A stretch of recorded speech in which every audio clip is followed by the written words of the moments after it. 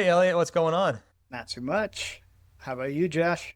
I'm doing pretty well. I was looking forward to getting together with you today. And before we start on this topic, I had something funny that I noticed in our last conversation that I wanted to mention to you. And I don't even know if you caught it or not whenever you said it, but it was the conversation that we were having where we were talking about my son Caleb and how he had shared a statement with me basically along the lines of he didn't know that whether or not people could retire given this economy and all of that sort of thing. And throughout the conversation, we were making mention of like, depending on what news source you might be looking at, there may be elements of doom and gloom. And at one point early in the conversation, you had identified yourself as a millennial. And then whenever you were talking about where you were getting news from, you actually mentioned newspaper. And I thought, I didn't catch it at the time we were talking. As I was re-listening to it or listening to it during editing, I thought, Elliot mentioned newspaper. I wonder when the last time Elliot read a newspaper was. I don't remember mentioning newspaper, but yeah, no, it's been a long, long time since I have touched a newspaper, Yeah, despite it probably being one of the best news sources that is still out there. Now, I will say I definitely do read digital copies of newspapers from time to time.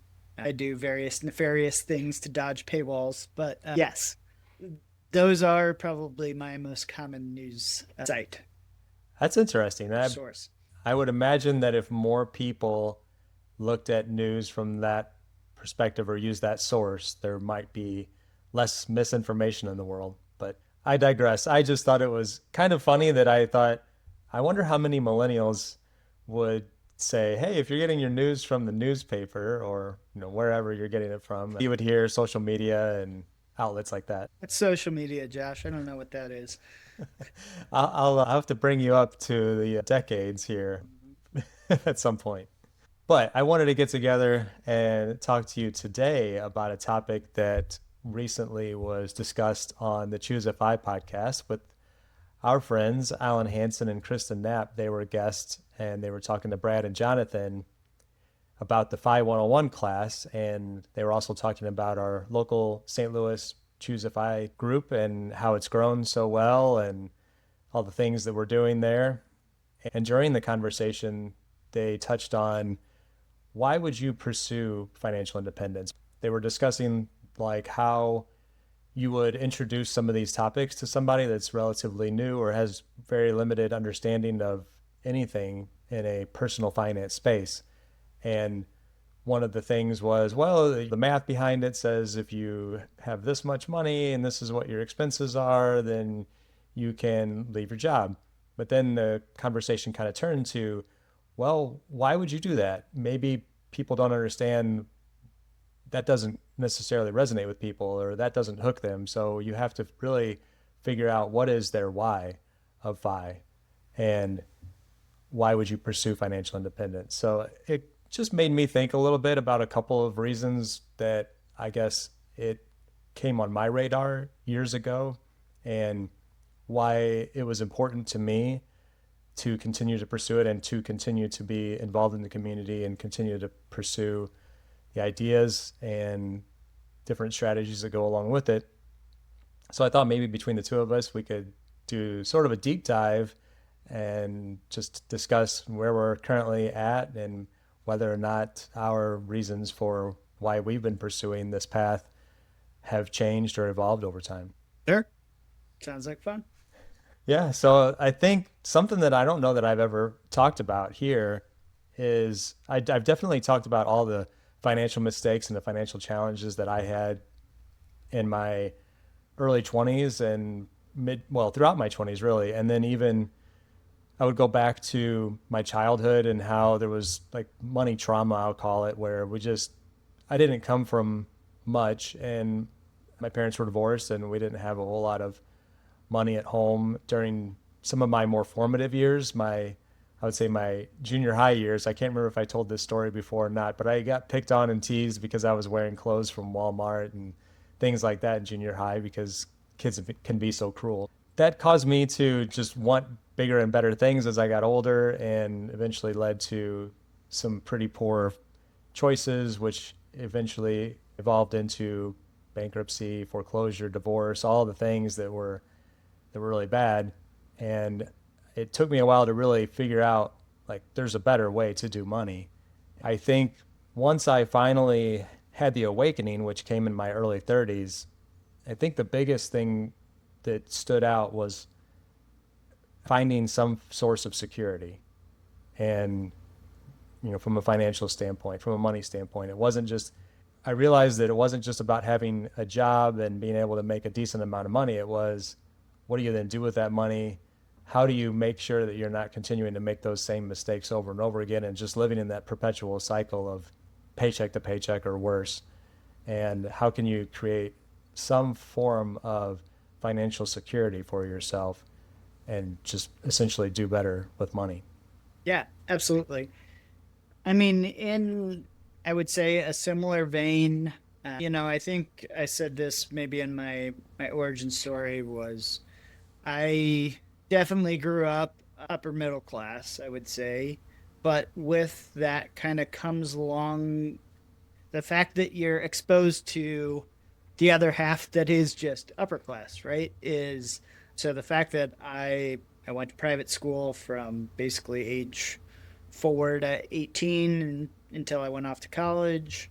I went to private school the entire time. So elementary school, I graduated in a class that I think it was 35 or 36 kids, of which, I still remember tuition rates from 1999. That's what seared into my brain of, a very real thing is where where my friends were going off to school at that same time, right? Is you had basically three schools, which their tuition was, I want to say, maybe not three times, but it was definitely 2.5 times what the tuition of the school that I ended up going to. It was probably only two. Now that I want to be fair about that. But then you had a smattering of kids that went to public school, but the public schools are probably three of the most desired public school districts in St. Louis. And then you had me and a few others went to, I would just say, schools that were uncharacteristic of the graduates there. And things that I would remember, just like you said, is hey, I went off to a private school with many affluent attendees, and yeah, they were all wearing their North Face jackets and their, brand new Nike Shocks, and, insert random thing that showed that you were one of the cool kids, you had money, whatever. Middle school, I think that hits more than anything else. So I know that I talked about it in my origin story. I also left my elementary school for a year because of tuition and what it was costing my parents. Went to a different school, realized that didn't really work out, and then come back. So I don't want to rehash the entire origin story, but in much the same way, it's those formative times in your life where you're like, man, it just seems like money's really important, and I want to make sure I have enough of it when I need it. And so whichever way that you fall into the FI world, because I think what we've said, and I think what a lot of people would say, is you have some sort of financial trauma that kind of lands you in this space or in this specific mindset that allows you to kind of unlock the power of, oh, hey, if I do this a little bit more intentionally, I'm going to be so much better off. So, yeah, the beginning of the YFI is to be different than what we experienced when we were younger.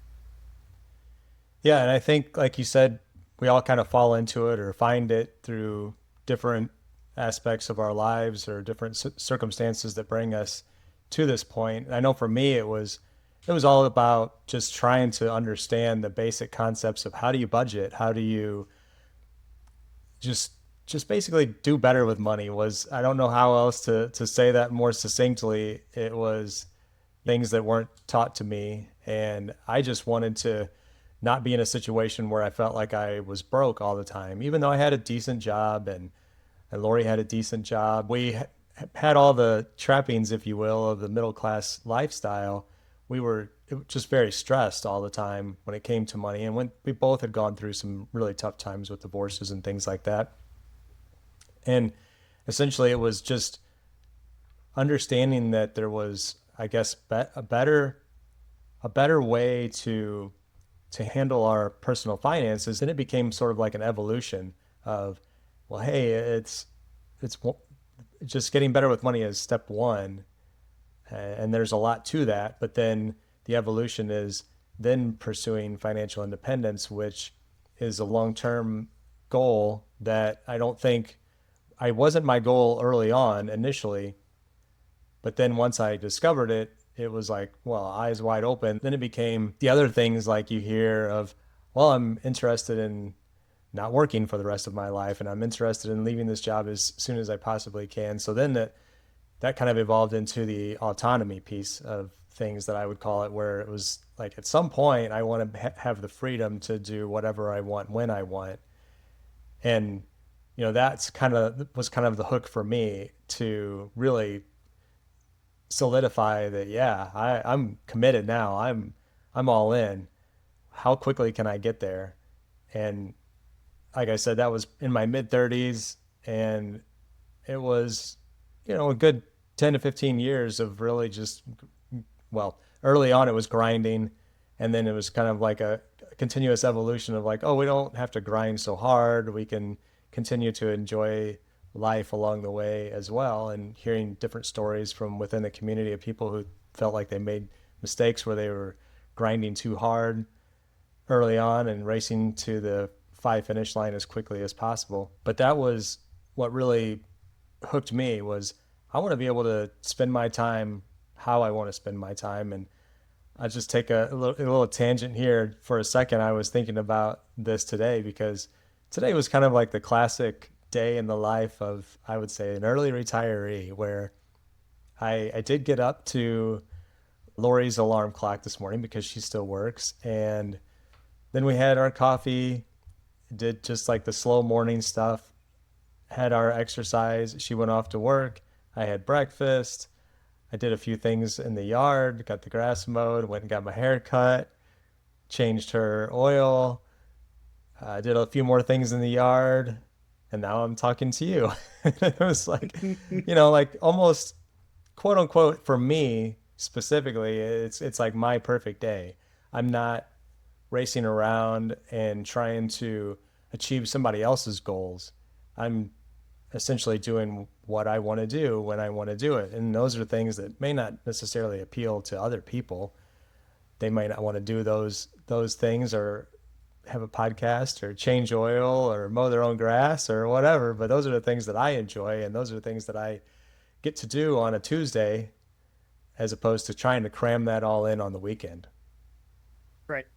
There's a lot there, but I think where I fall is exactly the same hook that was in you. It has certainly always been in me, is I just want to be able, I think J.L. Collins kind of puts it best, is the most valuable thing that you can buy with your money is your time. And so it is, yeah, doing what I want, whenever I want, with whomever I want, is that's what my money is buying. And I will say that by no means immune to lifestyle inflation or anything else, and we've loosened the purse strings in our family, I would say more. Certainly understanding that that there are phases of life and being okay with things are going to happen, but by and large, some of the big things, I mean, is certainly that ultimate flexibility that that time gives you. But then the other one that I think Mr. Money Mustache rang true for me was just getting to be a parent. Is just, I view that as the most important job that I have at this current phase of life, and probably forever. But being able to then separate your monetary concerns from your parental duties, I think that's one that rings home for me very truly. Yeah, I think whenever I discovered financial independence, my kids were still pretty young, but we were digging out of a lot of the financial mistakes and just trying to get on a better path forward. So I guess they've seen the evolution and the journey that I have had. I didn't have the fortunate, I guess, luxury to have found this prior to having kids, or even, nor did I have the opportunity to have more time available whenever they were young. I made the most of it as I could. And that was actually something that I think I took away from some of those early learnings within the FI community. It was like the power of FU money, the power of being able to kind of push back against some of the norms of the typical corporate world where it's like, okay, my kid's sick, I'm going to work from home, or my kid needs to go do this thing, I'm going to be leaving at a specific time. And, I think jobs or corporations are more flexible with those things now, but there was a time that I don't think that was the norm, and it certainly wasn't something that most people were pursuing. They were like, okay, jobs the most Yeah, important the most thing, important thing. and Yeah. whenever my kids will be there whenever I'm done with the workday, whether that's 3, 4, 5, 6 o'clock in the evening or whatever. And some people might still be in that situation, but I think I got to that point early on where I was like, okay, I can sort of push back here and still get my work done and take care of the kids or be there for them as well. But never was at that point where I was able to fully leave the full time job. But I think my next reason for why it's important to me, just sitting here as I'm in this office at this chair staring at my screen, it's an uncomfortable position for me. And I it took me a while to like really appreciate how uncomfortable it is, and like we as humans I don't think are designed to do this for long hours every day. And so really, for me it's about health and wellness, both physical and mental, and having the ability to kind of do the things again, the autonomy to do the things that I want to do as I do them, just being more active and being able to not be not be sedentary. And I've really, over this past year, I've really noticed how my body feels a lot better, my back feels a lot better. I'm not stiff and achy throughout the day because I'm sitting in a chair, I'm using, have bad posture or whatever, and I'm not staring at a screen all day. I'm more active. I'm sleeping better at night. I'm probably eating a little bit better. I know I'm not snacking like I used to. That was one of my bad habits, as I would throughout the workday be like, oh, I'm gonna walk into the kitchen if I'm working from home and grab something to get me through the next couple of hours, or maybe have a cup of coffee late in the afternoon just to shake off those like 2 o'clock drowsiness feeling or whatever. And I think as the evolution has progressed, I mean, just health and wellness has been something that became more I I became more aware of, and that's continued to carry over. And just longevity is important as well. Want to be as healthy as I can for as long as I can. And it's just funny, that when you kind of like sit back and or step back and look at it, and you're like, how did we get ourselves in these situations where this became like how we work? That we are staring at a screen all day or in meetings, and not every job is like that, of course, but a lot of a lot of our jobs are like that nowadays, and it's just kind of funny when you look at it. Well, I don't know if the word funny is the way that I would describe it, but yeah, yes, A yes. different F-U word. A different F word is how maybe I would describe it, but I mean, yes. our ancestors would look at us and be like, "What are you're doing what all day?"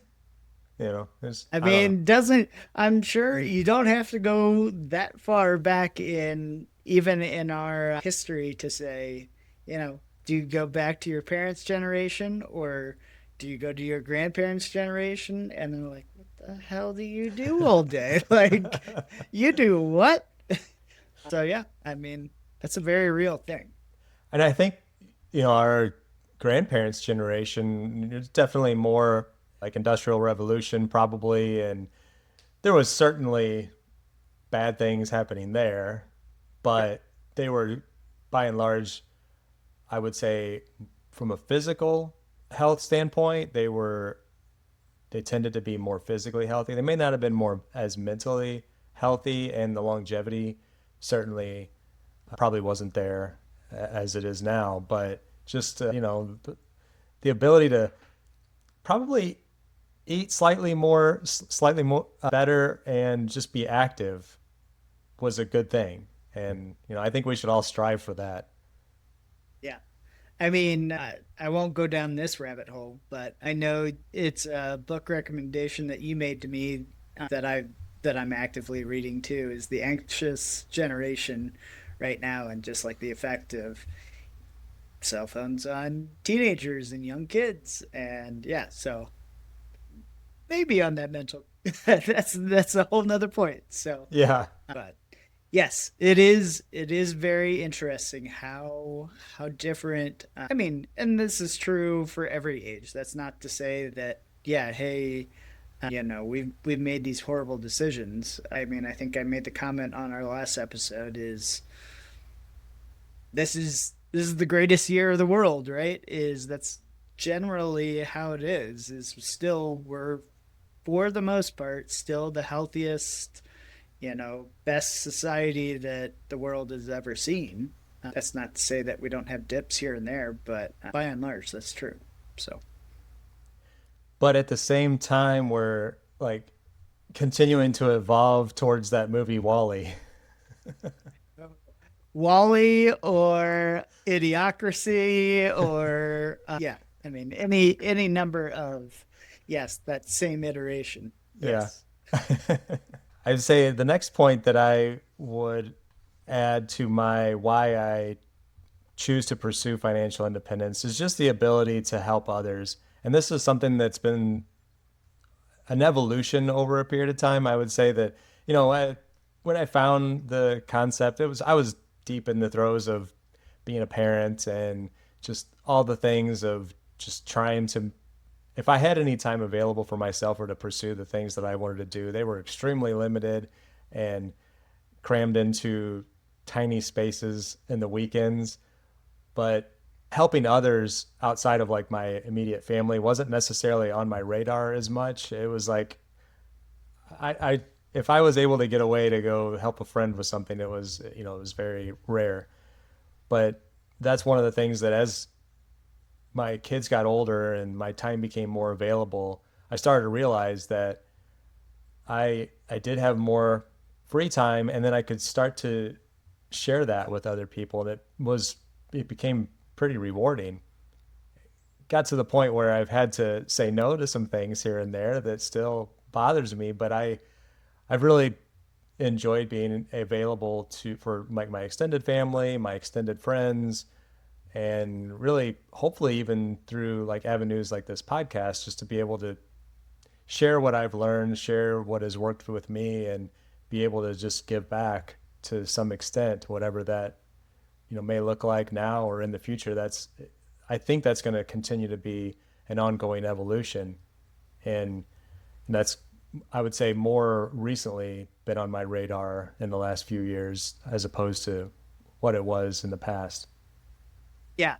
No, I mean, I think certainly once that day does come of retirement for myself, that is certainly one of the things that I want to spend a good portion of my time is finding ways to give back. So, yeah, whether it is as simple as just helping out a friend or doing service related activities, I mean, it is it's funny how I would say that was certainly ingrained in me growing up. My family did various activities, whether we were prepping food for like a homeless shelter or doing things with our church or whatever.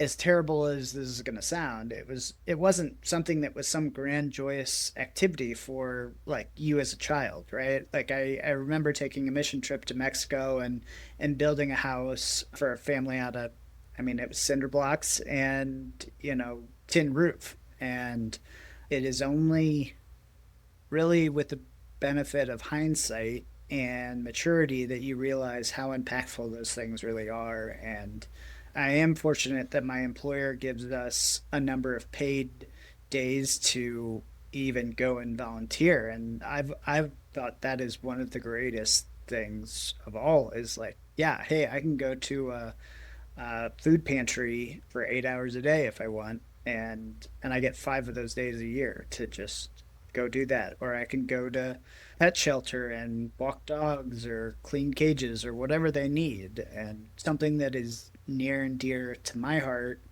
and impacts the world positively, that it it's a very real, the end of one experiments that I know people like to talk about in podcasting world is go do that and see how it makes you feel. Yeah. I mean, it's tremendous on my side. Yeah, that's really awesome. I was thinking as you were saying that you could choose to do things that you might be completely unfamiliar with and just like test them out, dip your toe in the water with those types of things, and that you never know what might become a part of your normal life. And when you have more free time, something really speaks to you or lights you up that you may not even be on your radar today. Yeah, I mean, I know something that I've helped out with in the past that doesn't even go against those days is junior achievement is something that I've helped teach those classes for better part of a decade now. And I know Mark Troutman in the community had been teaching junior achievement classes and started talking. I don't remember what his core initial subject was, but essentially he eventually got talking about FI, and the people in charge in his area were like, "Hey, basically we're out of our depth. We'd love if you would, set up a curriculum and teach other things like that." And I know he did that for a number of years, and it's things like that that you never really know. Somebody like his background, who is a former hedge fund manager, that turns around and goes and teaches kids about personal finance. Like that's incredible. That if you didn't have that avenue, you never know that, hey, this is something that I really enjoy and would go on and do outside of any paid reason to do it, right? Yeah, that's really cool. And that mission trip to Mexico that you mentioned, that sounds really interesting to me. I have so many questions around that. Wouldn't mind talking more about that a later time, but is that something, was that through an organization? Was that through your church at the time? It was through my church at Hmm. the time. Yeah. Interesting. That would be really cool. And like you said, through the hindsight and maturity, you see how valuable that is, but at the time, maybe I not so. mean, like that one, I would have said I had a good time. I mean, I was a senior at the time, so Okay. hopefully you're a bit more mature by the time you're a senior in high school. But yeah, I mean, you don't realize.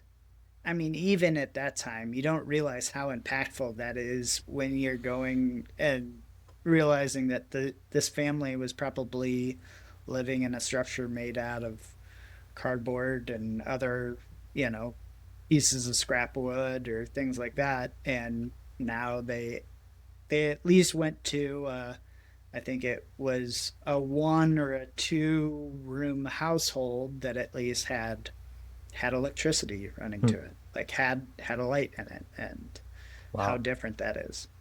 Yeah. So Wow, that's amazing. Well, two, I guess, final thoughts from me that I had jotted down here with the Jonathan issuing this kind of action item.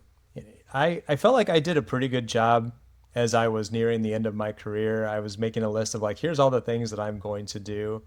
And I looked at it earlier today and still, I'm a little over a year removed, and there's things on that list that I have not touched. I have not even like I was always interested in picking back up German and brushing up on my German skills and having the ability to someday I'm going to go there And I just would like to be able to understand the language better, maybe perhaps be able to speak a little bit or at least read signs. Haven't done anything with that.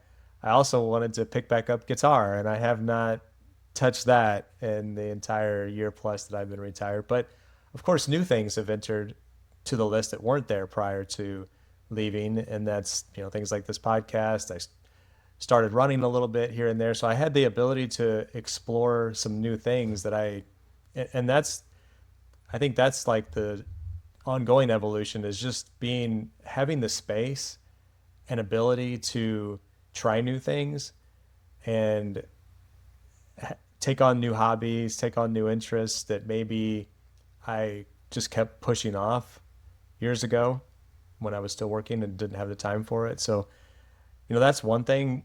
And then the other is, but I think it's really good to continue to think through.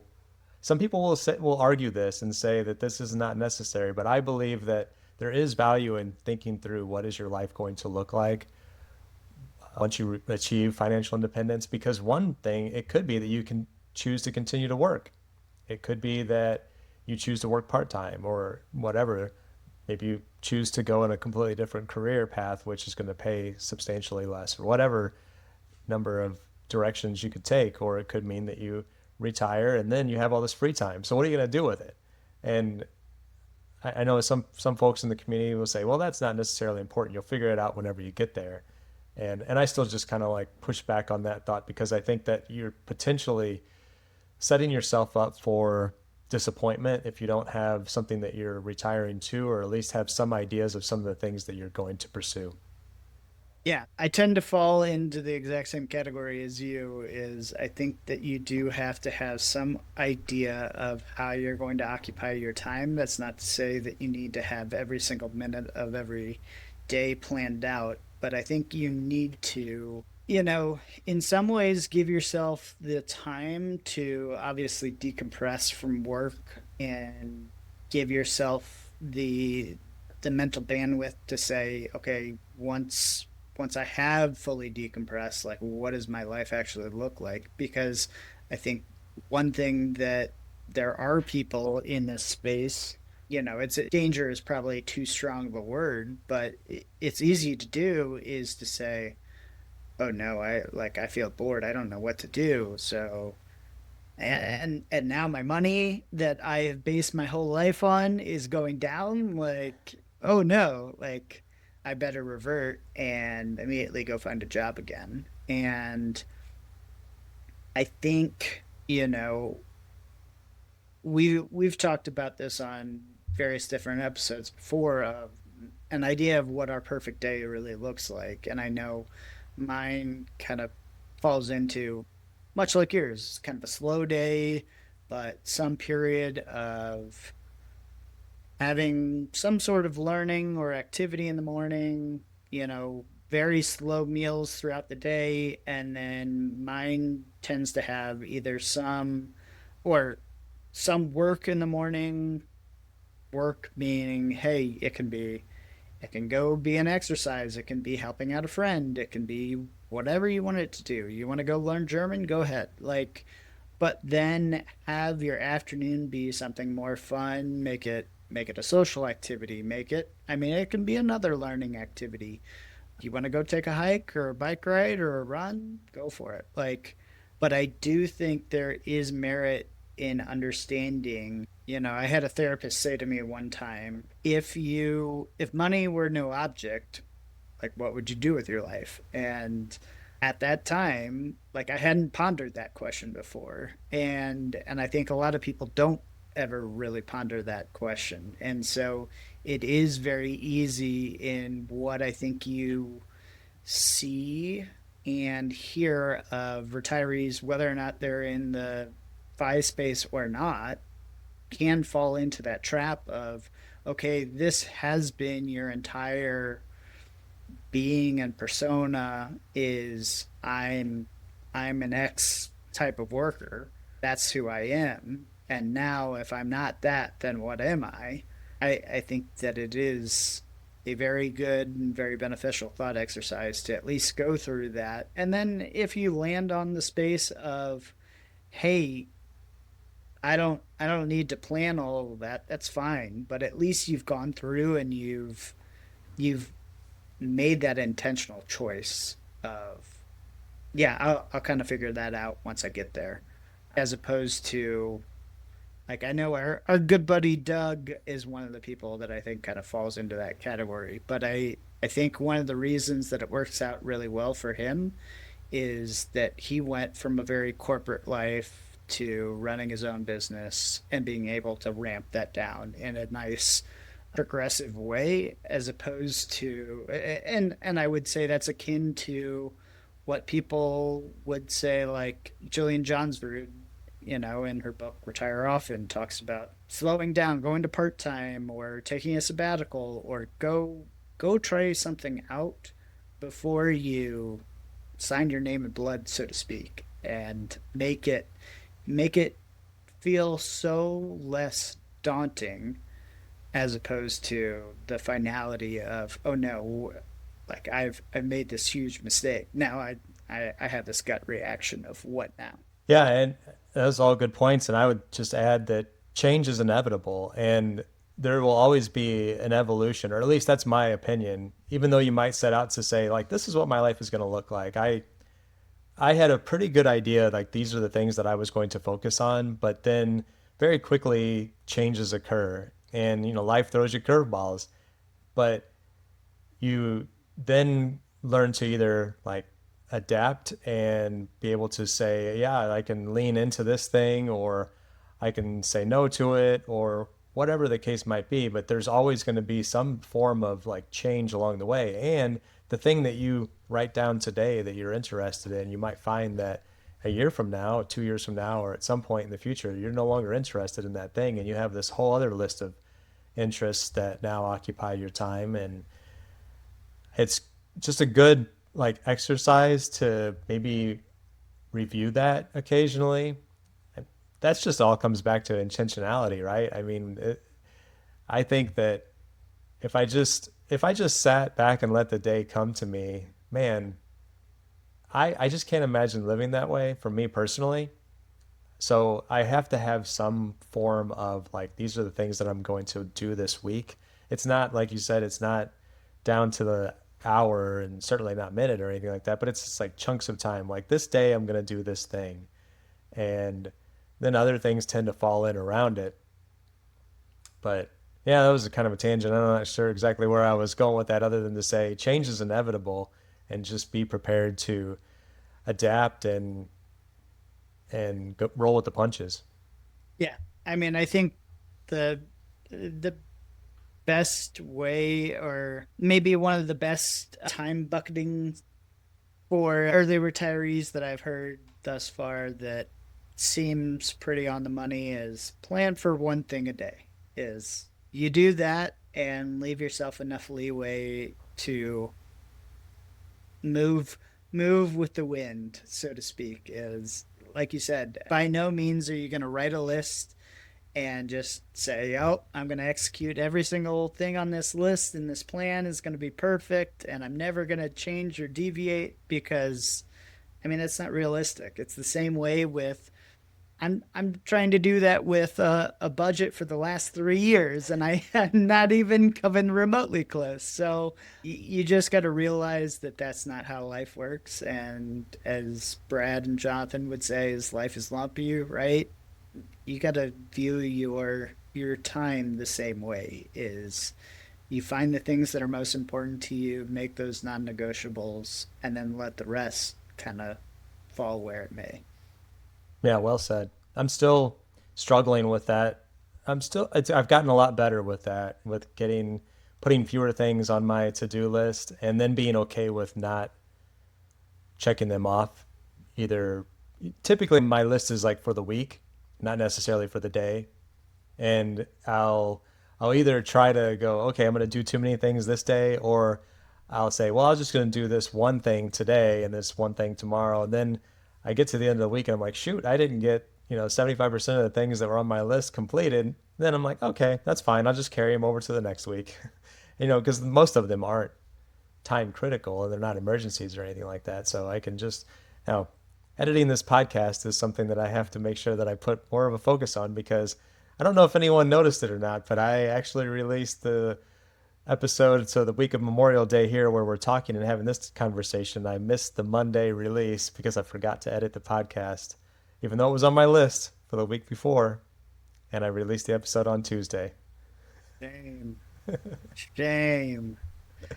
Have you gotten to that point in Game of Thrones yet? I have. We're in season 7. We're halfway through season 7. So I know exactly what that reference is. Oh, good. Good. Shame. All right. Well, anything else, Josh, or should we put a bow on this one? Let's put a bow in this one, Elliot. All right. Until next time. See you See later. ya.